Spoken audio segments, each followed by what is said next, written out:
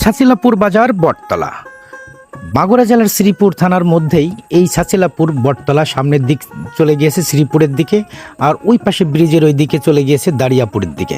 তা বন্ধুরা, আজ হাটের দিন হওয়ার কারণে এইখানে অনেক লোকজন সমাগম রয়েছে। ওইখানে একটা মিল রয়েছে, এখানে বিভিন্ন কিছু ভাঙাই করা হয়, সম্ভবত বিশেষ করে তেলের জাতীয় জিনিসই এখানে বেশি করে ধান মান ছাঁটাই করা হয়, আরও অনেক কিছু রয়েছে। আর এই জায়গাটা বটতলা হওয়ার বিশেষত্ব কারণ কি, এখানে দেখেন অনেক পুরাতন একটি বট গাছ রয়েছে পিছনে, ওই যে এই পাশটাই, এই কারণেই এই জায়গাটার নাম বটতলা। এখানে দেখেন হাটের দিনের যে পেঁয়াজগুলো রয়েছে, পেঁয়াজ বা পাটের সময় পাট, এগুলো এখান থেকে কিনে এগুলো ট্রাকে করে ভর্তি করে দেশের বিভিন্ন জায়গায় চলে যায়, পাইকারি এখান থেকে কিনে নিয়ে যাচ্ছে লোকজন।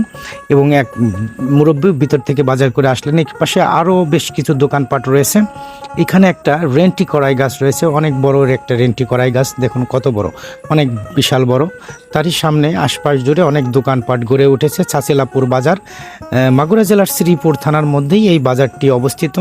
কে কোথা থেকে দেখছেন অবশ্যই কমেন্টে জানাবেন, এবং ভালো লাগলে ভিডিওটি শেয়ার করে দেবেন এবং ফলো দিয়ে পাশেই থাকবেন। বন্ধুরা, এই জায়গাটা আপনাদের মাঝে তুলে ধরলাম, কেমন লাগলো অবশ্যই কমেন্টে জানাবেন।